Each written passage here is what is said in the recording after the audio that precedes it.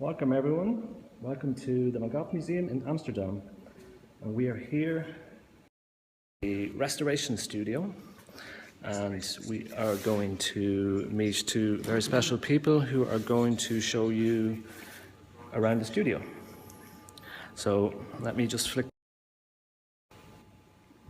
And this is Ella. Hi. This is Eric. Hi there.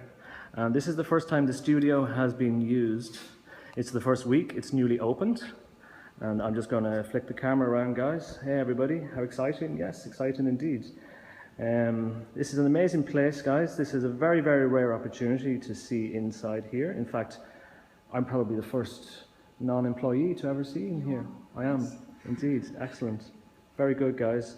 Okay, I'm going to hand you over to Ella first. And maybe you would like to explain a little about what you do and why you do it. So I'm a paintings conservator, so that means that I look after the paintings that you see on the wall hanging. I've got an example here to show you something you wouldn't usually see when you're just walking around looking at pictures on the wall. Start with this out of the frame. You can see it's really a three-dimensional object, particularly because it's a Van Gogh, because he used that lovely textured way of applying paint. This is a spring landscape that he painted in 1888, a flowering orchard, and I'm showing you halfway through the restoration, which is what we call the strict state, because what you see is actually the real condition of the painting. So all previous restorations have been removed, previous additions that don't belong to the painting. So you're just looking at the raw state of the painting, Van Gogh's own paint, but also together with damages such as this tear in the cloud, which we still have to fill and retouch so that you won't see it when it's hanging on the wall.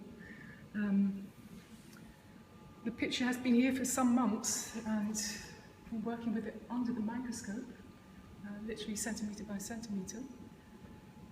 And what we did as a first step is to remove the varnish layer, because Van Gogh didn't actually want to have his paintings varnished. If you think of a stone that you find on the beach, a pebble, you think how it looks different when it's wet. That when you put a varnish on a painting, it has the same effect. The colours become much more vivid, and the surface is much more saturated. But Van Gogh wanted a matte, primitive surface, like contemporary artists at that time. And it wasn't until 1931 that the then Conservator applied a varnish to the painting. That was quite a usual thing to do at that time. And in fact, most of the work that we do now is undoing the work of previous conservators. So the problem is that varnish that turns yellow over time and very brown. And so you couldn't really see the original black colours of the painting anymore. You can still see this tiny areas that are slightly shiny. What we do is actually working under the microscope. We make our own cotton wool swabs. So we use a cocktail stick, wind cotton wool on it to the exact size that you want, and sometimes loose, sometimes very tight.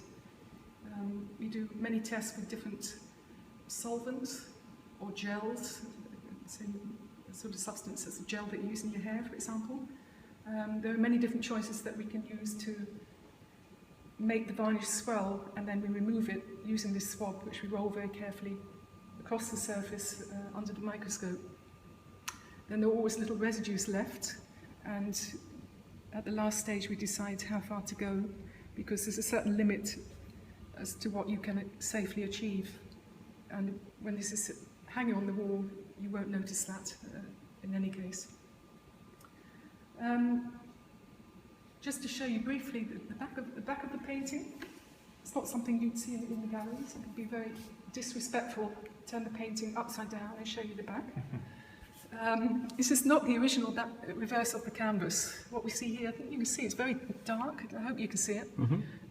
And it's slightly shiny, sort of glossy, flat surface.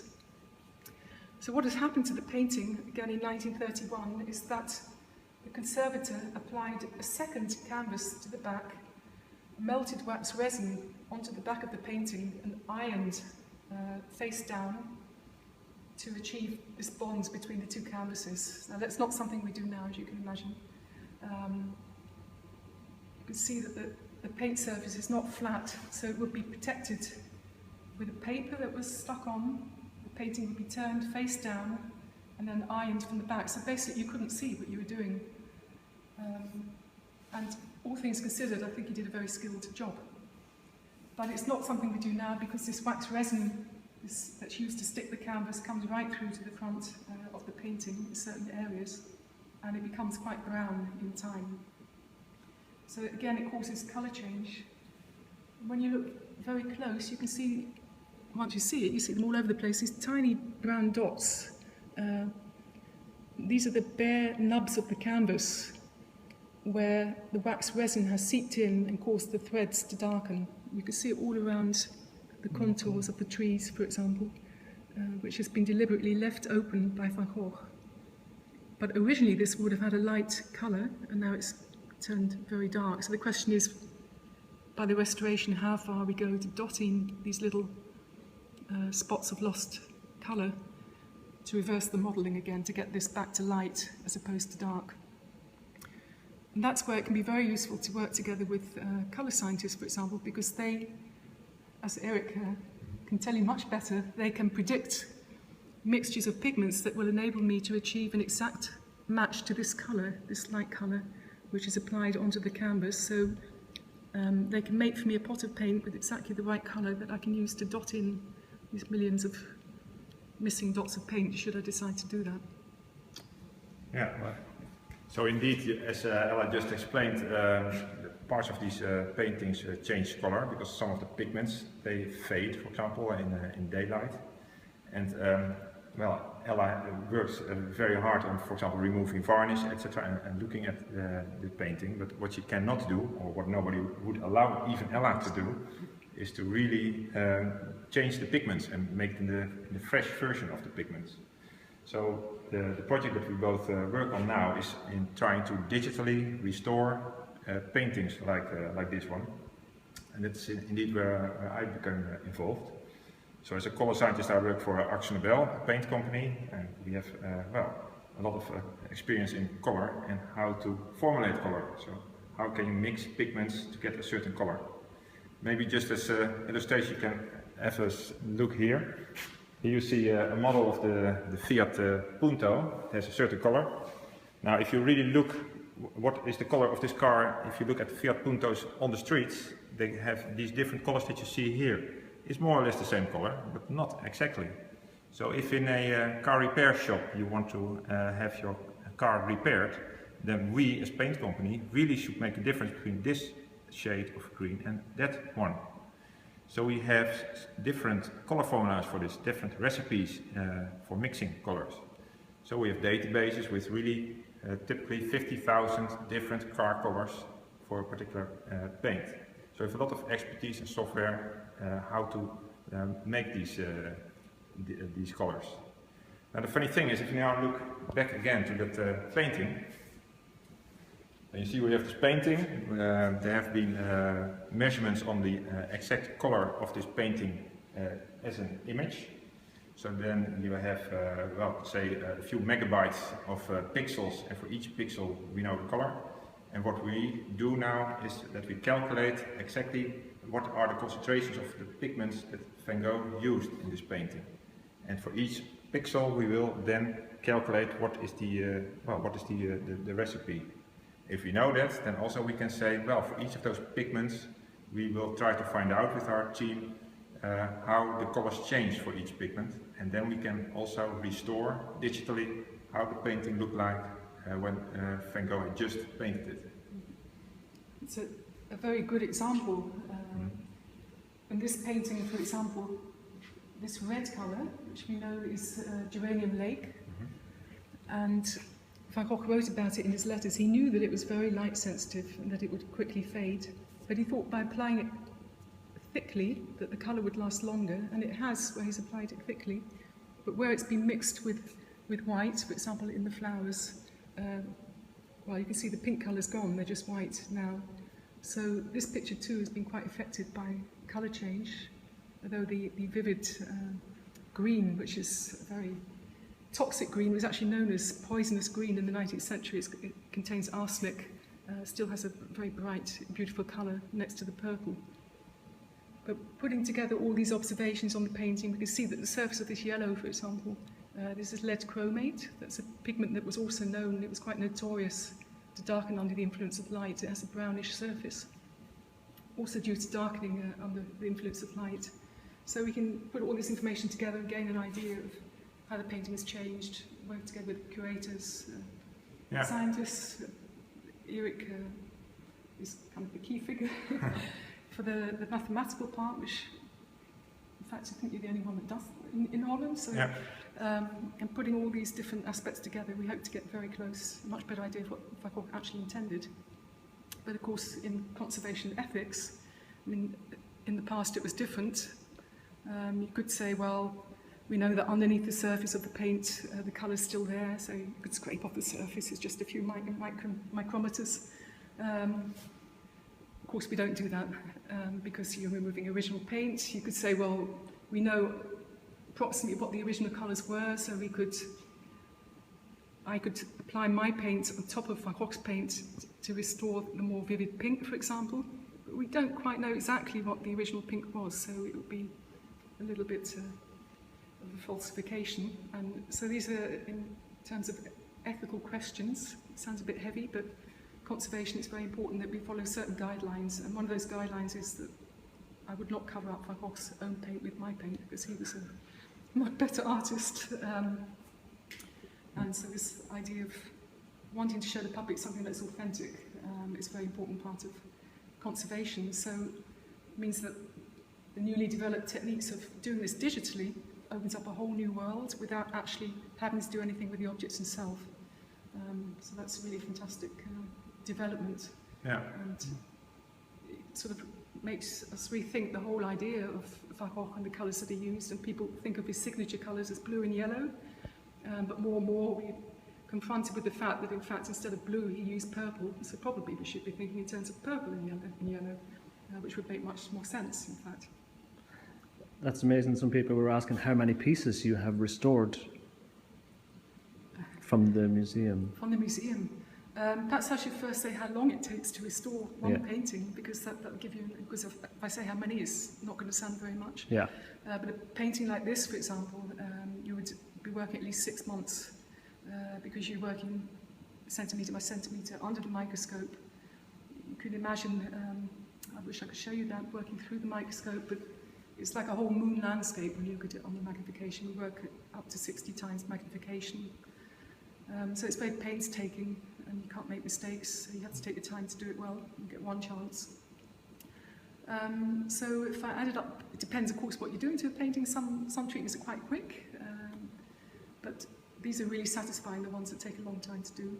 I think the funny thing was also with the previous painting that we looked at, then you were halfway, say, with the varnish removal.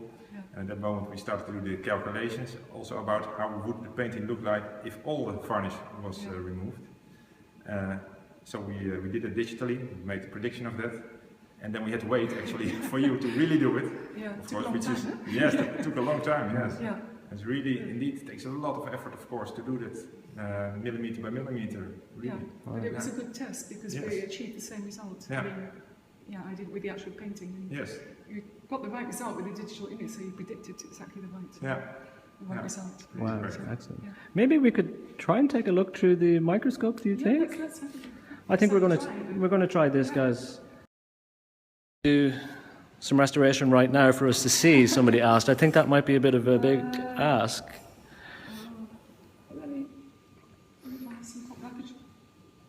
I'm not actually good at doing a restoration, but I could show you. We're going to have a look through the microscope, guys.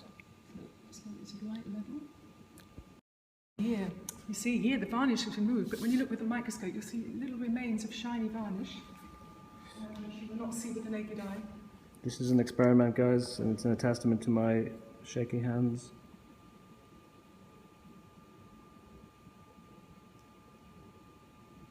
It's not bad. Yeah, the light is quite bright on it. So this is what you get to see every time you work on these paintings. Possibly, Would that help? I think the light might be a little bit bright. Would that help? Take it off a bit? Yeah, I think so.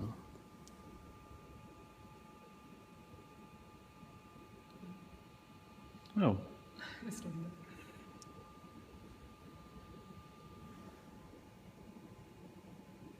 sorry guys.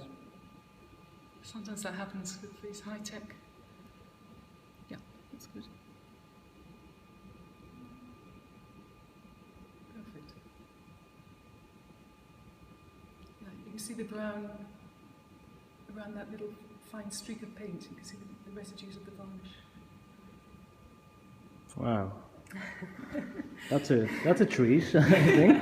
Absolutely. It's nice. Wish you could show more. Yeah. Yeah, absolutely. So we won't be showing any restoration, guys, but that's about as close to the restoration as we will see. It's probably the closest anybody here has been to a Van Gogh painting.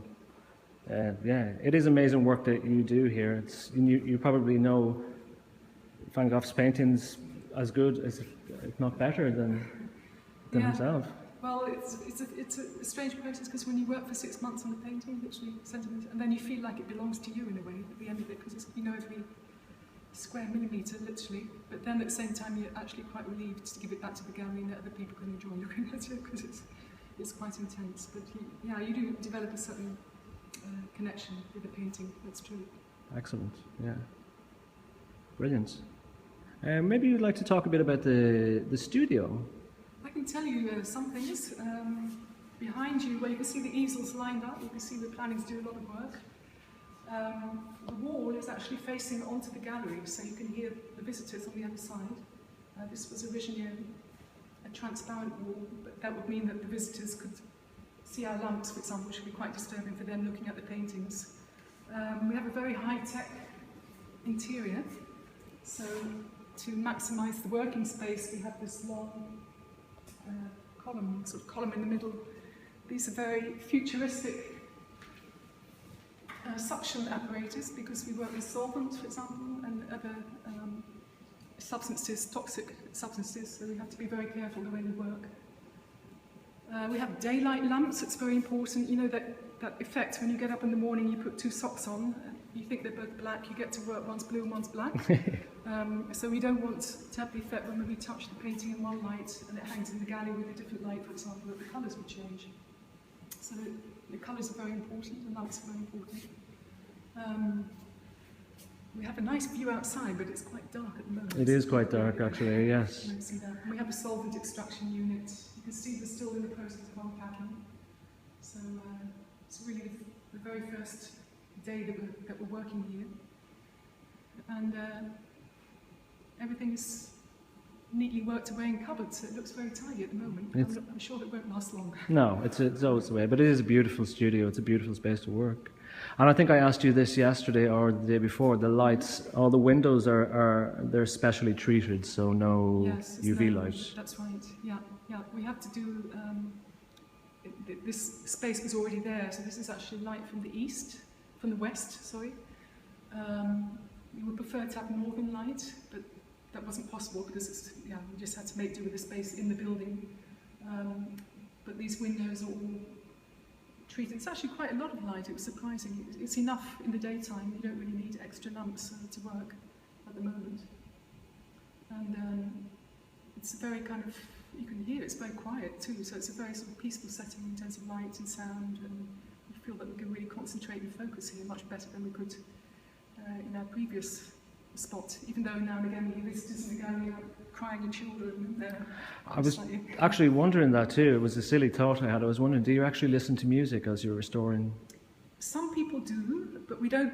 Then they would have a headphone. telephone. Yeah, yes. So because our tastes vary somewhat, so some people like classical music. A lot of conservators like to work because it's very soothing. Yes, it helps to relax. But there are other conservators that have a different taste, and then so they would put their own music on, perhaps. But I don't need the music. I just totally focus. You focus on the painting itself. I don't know if did we actually introduce the name of this painting? I can't remember. You're probably right. I don't think we did. It's Flowering Orchard, and it was painted in Arles, so it's just out the city limits. And in the same week, he painted another view which is actually hanging in the museum at the moment. Very similar colours with this bright green and the purples, and he describes in the letter that it's after a rainfall, so you get this very vivid contrast of the two colours, which is what inspired him to paint it. And you can see it's quite cloudy, so it looks as if it might have rained recently. And I think originally it looked even more cloudy, some of the pinks in the sky faded. I think somebody asked, when did you start restoring this? This is your latest piece, is it? I have to say it was started quite some time ago, that's more than a year ago, but because we didn't have a studio for some months, so it was, we had to stop the treatment, and now there's a very tight deadline because this is going to an exhibition, so a colleague has been focused on it for the past 6 weeks to really get it to a stage that it can go and travel. So, but altogether I would say it's an 8-month treatment, which is quite normal for this type of painting. Yeah. And the other one you filled with irises, that took, I think, 1.5 years or something? That took even longer. Yeah, that had to do with, because it's even more impasto. Yes. So even more of this kind of thick, curly paint, and you had to get in at every angle to really pick out the residues of varnish and of painting. But also because some of the colours could be quite sensitive, so you need to do log testing and find the right way to treat each colour area. So it's not like one recipe that works for the whole painting, as you know. Yes.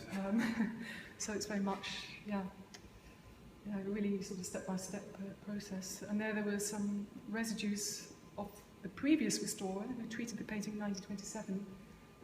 That was a very unexpected find that in the sky area, which was not documented, that he had to retouch the sky to improve upon Van Gogh's own paint. Because Van Gogh had gone back and reworked the sky area in a very rough and ready manner. And apparently he found that disturbing, so he neatened it up a bit with his own retouching paint. And he hadn't documented it, so that was quite a discovery. It was unexpected to find that. And most of it has been taken off. I didn't take everything off because I think it's also quite interesting as a document of what the approach to conservation in 1931. So it's a sort of historical document in itself. So, but you don't see it as a disturbing element anymore. And I didn't retouch because I'm not going to improve upon Van Gogh's painting. No. We wouldn't do that anymore. But it's a nice example of how attitudes change even from 1931 to now, which I suppose it's quite a long time ago, but it doesn't seem that long ago. Yeah. And who knows when somebody in 100 years' time restores the painting again, maybe they'll have a completely different approach than the techniques I'm using now. Yeah. New techniques using laser, for example, rather than solvents, all types of new possibilities. Because that's also where all these paintings are changing color over time. So they will all become more fading away, so to say, many of these colors. But that's the big dilemma, because you want to show paintings, so you need to exhibit them in light, but we know that the colours will continue to change as long as you expose them to light. But what visitors may notice, although we haven't really had a reaction from the public, is that because of all this research, we decided in the museum to lower our lighting guidelines. So, in fact, before the standard lighting level was 150 lux, that doesn't say so much, but now it's less than half that, so the lights have been brought down to less than half that level in the Munch Van Gogh exhibition. And at the same time, we've introduced new LED lamps as a general trend in museums with the right colour spectrum. And not had any complaints from the public, so apparently they could still see the paintings well. So it shows that it can be done, and we hope that all these measures together will help to preserve the colours for longer. Excellent. And if the colours do fade altogether, then we'll always have the digital reconstruction. Let's hope so, yes. So out of all the pieces in the museum, and there are quite a number of pieces, they all eventually have to be restored, right? I think every painting at some point will end up in the restoration studio, but maybe it's once in 100 years, and the difficult task is trying to decide which ones have priority. And there's a very clear priority for pictures where, for example, the paint is flaking, that doesn't come up often, partly because it's all been wax lined, as I talked about earlier on with wax resin, so that's stuck the paint firmly on. So we make a distinction between conservation, which is doing things that preserve the life of the painting, make sure it's in stable condition, and this we would call restoration, so that's a further step, which is to make the painting presentable for the general public, so you can really appreciate much better what Van Gogh intended with the colours he used and so on. You could say that has less priority in terms of prolonging the life of the picture, but I think in terms of enjoying the paintings, it's a very important aspect. Because somebody just asked if you re-varnish the paintings. Yeah, that's a very interesting question. It's not a straightforward answer. We prefer not to re-varnish because it was not Van Gogh's intention to varnish the painting, even though nowadays we have stable varnishes that won't change colour over time, they won't yellow. He produced them as AkzoNobel indeed. Yeah. Yes. But it would change, of course, the appearance of the painting and not be as Van Gogh intended it to be. Yes. Yeah, we have tricks, as I'm sure you're well aware, of using varnish with waxes, for example, which you can apply a varnish, but still you wouldn't necessarily see that has been varnished. So. But one of the reasons why we might consider applying a varnish to this picture, for example, is if we decide to retouch all these tiny brown points that we were talking about before, then applying a varnish layer first over the picture would mean that my paint was on top of that varnish layer as an isolation layer, so all my paint could be easily removed in the future because it's lying on top of another layer. So there's a layer on top of Van Gogh's paint and then my paint on top of that. So that could be a consideration to apply a varnish layer in this case, but it's not something, we're hoping not to do it, we're not sure yet, we're still thinking about this. But the preference is not to varnish, but there can be all sorts of reasons why it's necessary to varnish, but then using a reversible material. Yeah. I find it very interesting that Van Gogh indeed experimented there with his pigments. He very much liked these very red pigments that at that moment were very new, the lake type of pigments.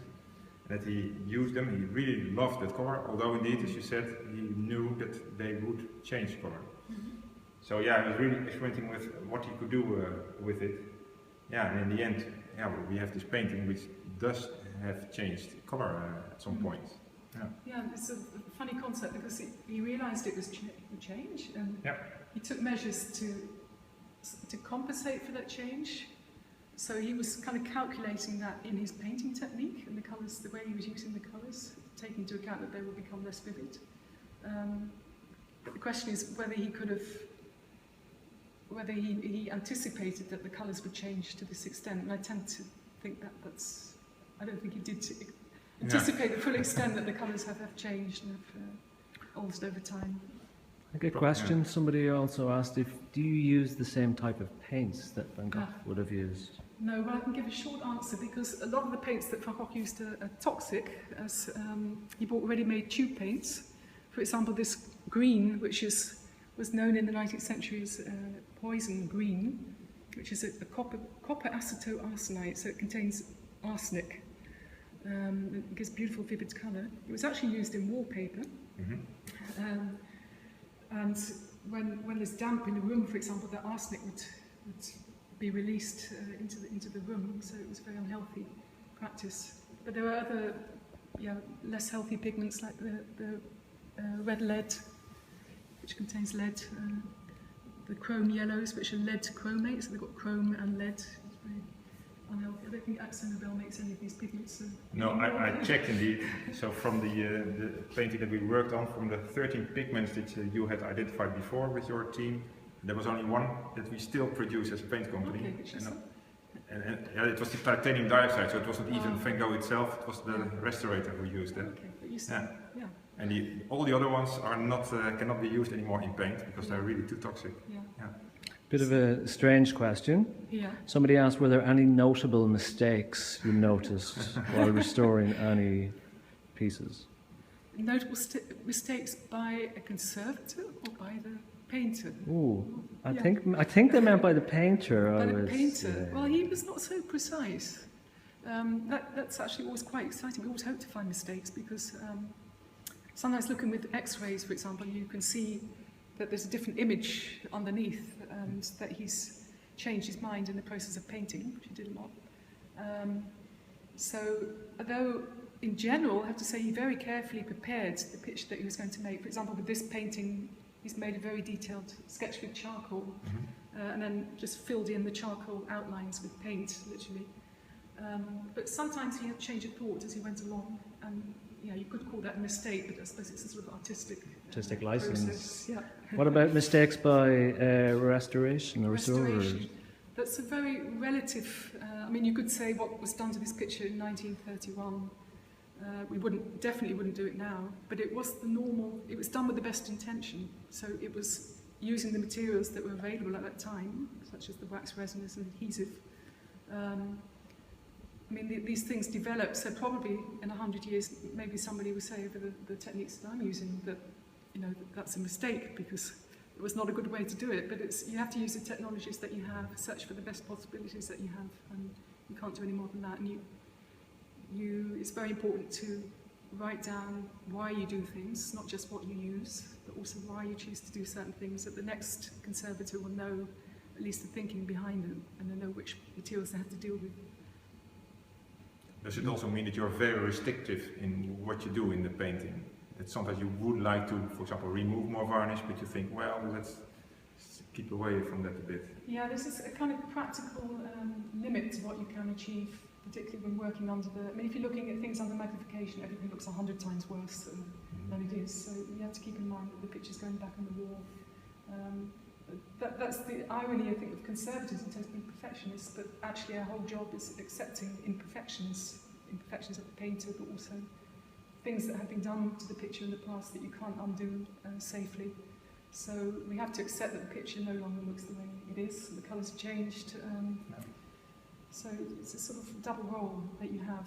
So in some ways it's never satisfying. On the other hand, yeah, hopefully the result you have satisfaction with. Yeah, it's the best you can do now. It's the best you can do now. Yeah, it's the very best you can do. Yeah. Well, I think we've got a lot of people that would like to say thank you. Oh, that's really nice. There's, I'm going to flip the camera around here. You can see how the people are chatting away. lots of hearts popping up there. Lots of little hearts there, yeah. Yeah. And I've never seen that before. Yeah. Wow. Nice. So it can be kind of tricky sometimes keeping up with the comments.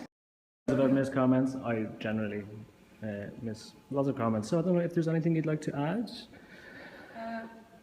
Well, we're sort of kind of speechless in a way because it's all very new technology, but it's lovely to think that so many people are sharing our first day in the studio, actually. So in this way, we hope it's been a nice visit. I think it's amazing, and I think I'd like to thank you for everybody who is watching, for inviting us here and for showing the amazing work you do.